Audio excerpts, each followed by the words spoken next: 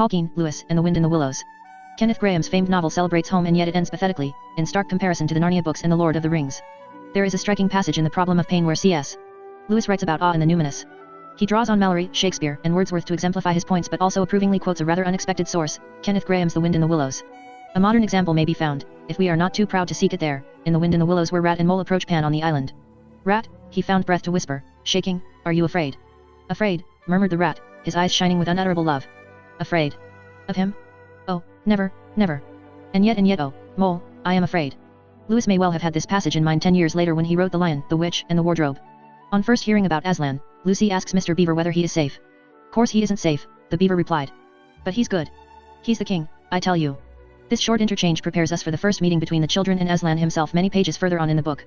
It is a meeting that is strongly reminiscent of Rat and Mole's encounter with Pan, for the children were also afraid and yet they were not, and their eyes shone with unutterable love. But as for Aslan himself, the beavers and the children didn't know what to do or say when they saw him. People who have not been in Narnia sometimes think that a thing cannot be good and terrible at the same time. If the children had ever thought so, they were cured of it now. For when they tried to look at Aslan's face they just caught a glimpse of the golden mane and the great, royal, solemn, overwhelming eyes, and then they found they couldn't look at him and went all trembly. C.S. Lewis was not the only inkling to have been impressed by The Wind in the Willows. J.R.R. Tolkien also wrote appreciatively about this excellent book in his essay on fairy stories, though he was mildly critical of the Pan episode in early drafts of his essay. The reason for his unease, however, is very revealing of his own attitude towards the numinous in fiction. In one draft he wrote that, "I personally think that in Pan we have that addition of an extra color that spoils the palette, but it only comes in one corner of the delightful picture." In another draft he added that Pan has no business here, at least not explicit and revealed. The second half of that sentence is important. Tolkien was certainly not rejecting awe or the numinous. What he disliked was the explicit presence of the religious. As he famously wrote to Robert Murray S.J. The Lord of the Rings is of course a fundamentally religious and Catholic work, unconsciously so at first, but consciously in the revision. That is why I have not put in, or have cut out, practically all references to anything like religion, to cults, or practices, in the imaginary world. For the religious element is absorbed into the story and the symbolism. The problem with The Wind in the Willows, we might suppose, is not that it had a religious element but that it was not fully absorbed into the story.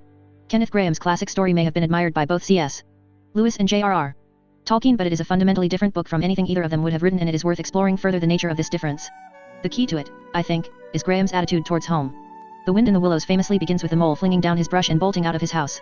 However, before long Mole is safely ensconced in another fine home where he resumes his happily settled existence until he is tempted to wander into the wild wood.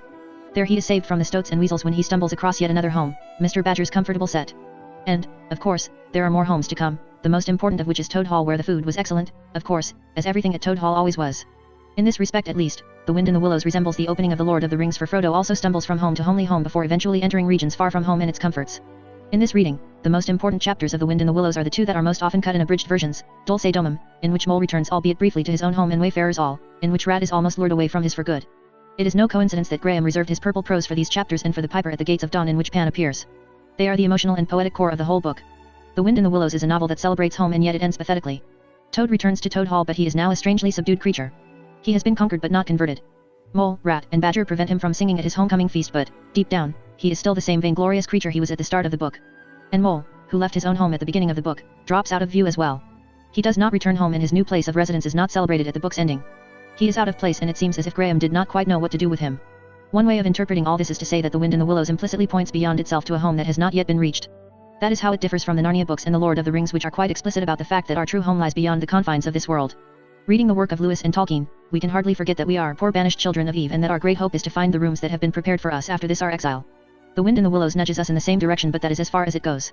That may be the reason why it was admired by Lewis and Tolkien, that may also be the reason why they didn't write more about it.